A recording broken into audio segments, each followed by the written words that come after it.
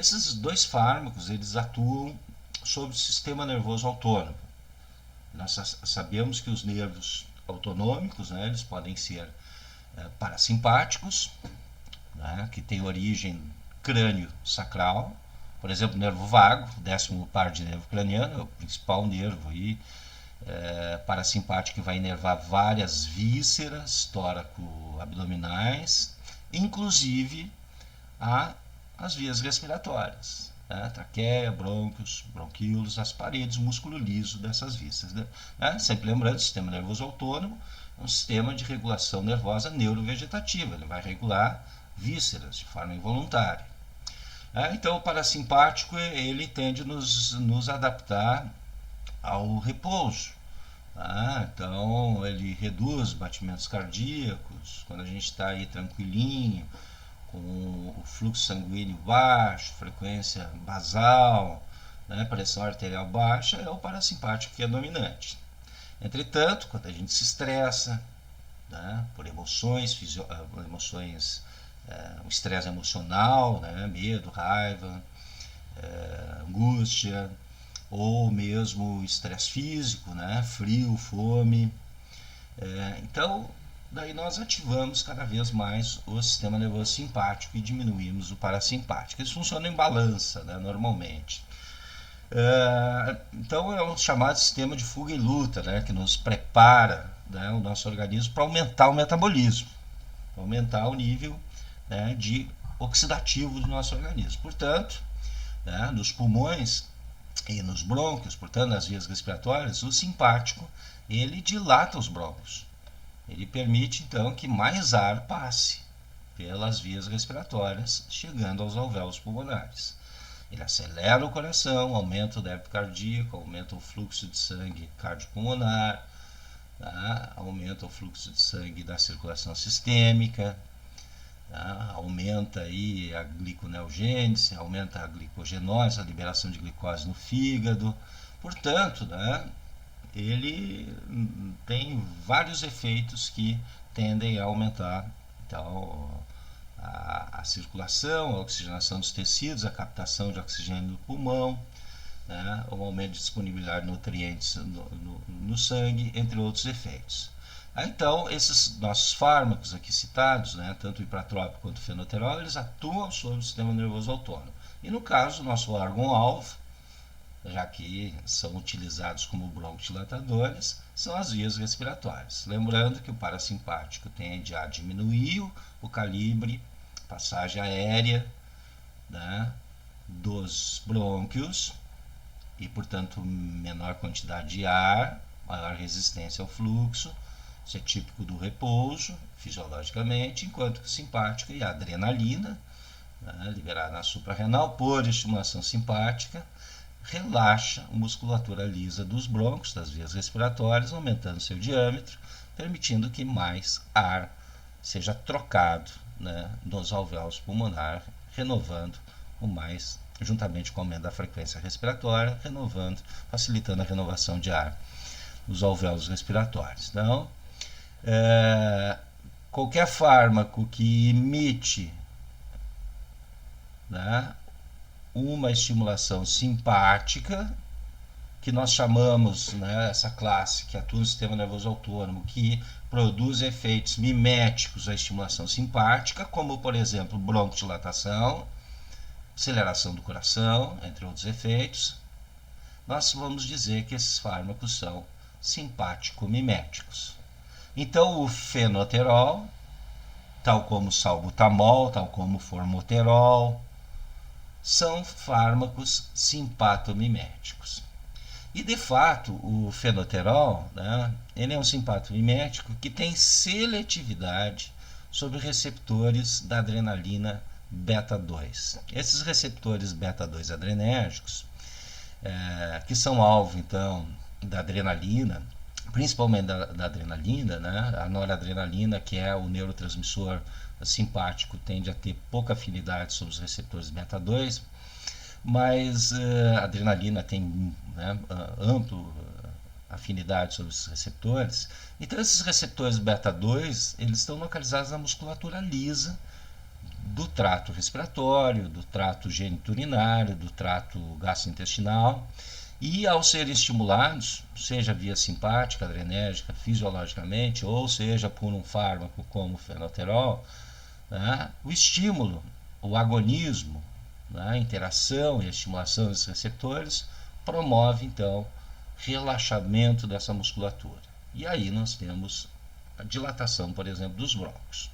Claro que a atividade gastrointestinal diminui, há um relaxamento uterino, né, tanto que esses fármacos também são usados, né, em nível obstétrico, né, para reduzir a motilidade do útero grávido, evitando, portanto, eventuais abortos, né, quando há então um aumento dos espasmos uterinos, o que pode ter como reflexo, né, desfecho um aborto. Fármacos broncodilatadores simpatomiméticos, agonistas beta-2, de curta duração, normalmente, como o salbutamol e a terbutalina, por via oral, podem ser usados, inclusive, nesse sentido, para relaxar músculo liso uterino. Mas aqui, como broncodilatador, né, a ideia é administrá-los por inalação. Para quê? Para haver um efeito tópico nas paredes dos brônquios, um efeito local, portanto, né, minimizando os efeitos sistêmicos adversos, principalmente aqui a aceleração do coração. Ah, professor, mas quando eu administro mesmo por inalação o fenoterol ou o salbutamol, eu às vezes também observo um aumento dos batimentos cardíacos. Claro, porque grande parte desse fármaco, tá, ele depois de uma inalação, cerca de 10 a 30% da dose da solução chega aos brônquios e boa parte disso é absorvido para a circulação sanguínea via pulmonar, né? Causando, portanto, efeitos sistêmicos. E aqui os outros 70%, os outros 80%, o que acontece, professor? É engolido. Normalmente vai para o trato gastrointestinal. E daí isso não vai ser absorvido lá no intestino? Vai. Só que o fenoterol, por exemplo, ele tem um alto metabolismo de primeira passagem. O que quer dizer isso? Ao passar pelo fígado, logo depois de ser absorvido no intestino, ele sofre extenso metabolismo pelo fígado. E isso faz com que a biodisponibilidade oral do fenoterol seja muito baixa, em torno de 1,5% só da quantidade que é absorvida no intestino. Então, os efeitos adversos aqui, como a aceleração do coração, são principalmente associados à absorção pulmonar, né, do fármaco. Mas, mesmo assim, há uma indicação por inalação dos broncodilatadores por dois motivos. Um, pela ação direta, né, nas paredes das vias respiratórias, uma ação local direta. E outra, por minimizar, então, a ação sistêmica, a entrada, a biodisponibilização do fármaco. Né? É preferível o uso por inalação do que, por exemplo, o uso injetável. Parenteral, portanto. Tá? Então, o fenoterol, ele é um broncodilatador de ação intermediária, né? Ele dura aí de 6 a 12 horas a ação dele, né? E que tem, então, como mecanismo de ação uma estimulação dos receptores da adrenalina na musculatura lisa bronquiolar, o que promove relaxamento dos brônquios, ou seja, broncodilatação, diminuindo a resistência aérea e facilitando a passagem de ar. Ou seja, ele imita um efeito simpático sobre os brônquios, por isso é um simpatomimético. E o hipratrópio? Brometipratrópio, o tiotrópio, que é outro também da mesma categoria. Bom, o hipratrópio, ele tem uma ação associada ao bloqueio da transmissão parasimpática. Então, o hipratrópio, ele é considerado um agente antimuscarínico. Por que antimuscarínicos? Porque os receptores, enquanto aqui os receptores da adrenalina, né, no músculo liso bronquiolar, são beta-adrenérgicos, os receptores do parasimpático, né? E o parasimpático nós sabemos que libera acetilcolina, né? Por isso que fármacos que bloqueiam o parasimpático também são conhecidos como anticolinérgicos, porque vai bloquear a ação desse neurotransmissor acetilcolina, que é liberado pelo parasimpático, né? Então o parasimpático, ele produz então broncoconstrição, ele contrai, né, os brônquios, ele diminui o tônus dos brônquios, através, né, da ação sobre receptores chamados de muscarínicos. De fato, nós temos duas famílias de receptores da acetilcolina, que são os receptores muscarínicos, que são esses aqui encontrados aqui perifericamente nas vísceras, que respondem à acetilcolina liberada pelas terminações parasimpáticas. Claro que eu também tenho receptores muscarínicos no cérebro, né? E a outra família são os receptores nicotínicos, que respondem à acetilcolina liberada pelos neurônios motores, né, na junção neuromuscular, né, que está associada à contração voluntária do músculo esquelético, né? E, portanto, o ipratrópio e outros antimuscarínicos não vão atuar nesses receptores colinérgicos, né, da acetilcolina na musculatura lisa. Então, o ipratrópio, ele é um antimuscarínico, ele é um antagonista, ele vai se ligar aos receptores nas vísceras, receptores muscarínicos, chamados de muscarínicos, e vai bloquear, então, a transmissão parasimpática em nível periférico sobre as vísceras. Ok?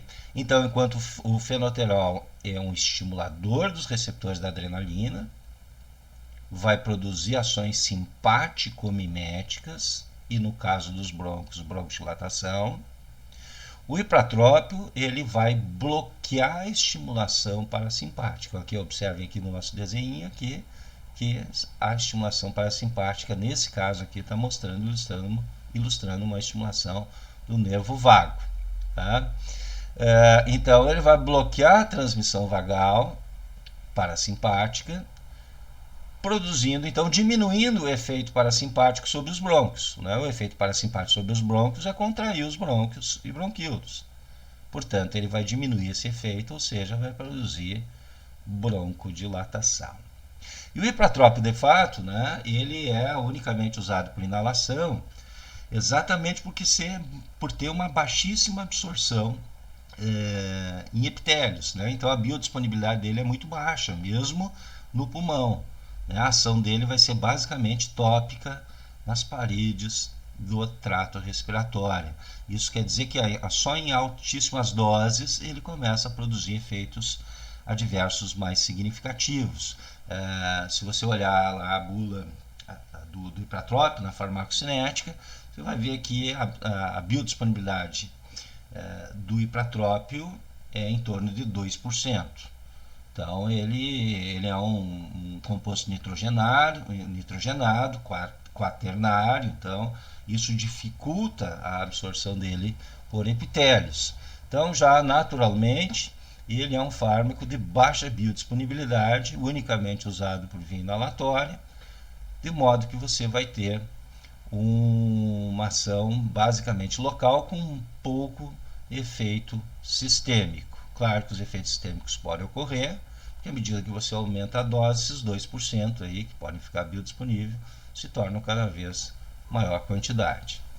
Então, em resumo, né, enquanto que o fenoterol e outros simpatomiméticos, como salbutamol, formoterol, terbutalina, são agonistas seletivos beta-2, né, do receptor da adrenalina, produzindo relaxamento dos brônquios, o ipratrópio, ele é um antimuscarínico. Ele vai bloquear o receptor muscarínico do neurotransmissor acetilcolina, liberado pelo parasimpático, e, portanto, vai diminuir os efeitos parasimpáticos sobre os brônquios. E já que esse efeito é contrair os brônquios, nós vamos ter um relaxamento bronquiolar. Se sabe, por exemplo, que há um natural aumento da atividade vagal sobre os brônquios durante a crise asmática. Bem como o próprio repouso, né, por exemplo, antes de dormir, é um fator que pode desencadear crise asmática, né? Então, a asma noturna, por exemplo, pode ser desencadeada pelo relaxamento. E quando a gente relaxa, efetivamente, é a atividade parasimpática que aumenta. Uma pessoa normal, a única coisa que vai acontecer é diminuir a VO2, diminuir o volume de oxigênio consumido, isso é natural. Né? Mas numa pessoa que já tem um processo alérgico inflamatório, isso pode ser um gatilho para uma crise asmática. Bom, e por que usar os dois? Porque eles têm ações, então, ambos têm ações broncodilatadoras, mas não pela mesma via, por via sinérgica. Portanto, eles vão ter um efeito sinérgico e não aditivo. Não estou usando dois fármacos agonistas beta-2, formoterol e fenoterol, por exemplo. Isso poderia causar muitos efeitos adversos. Estou usando um agonista beta-2 e um antimuscarínico, duas vias distintas promovendo o mesmo desfecho, que é a broncodilatação. Certo? Então a indicação de antimuscarínico como imipratrópio e simpatomiméticos agonistas beta-2 de intermediária e longa ação, né, como aí o caso do fenoterol, são amplamente indicados essa associação por inalação para o tratamento da asma mais severa, da crise mais severa de asma. Perfeito? Então aqui só para nos colocar dentro do contexto aqui da ação desses fármacos amplamente usados como broncodilatadores.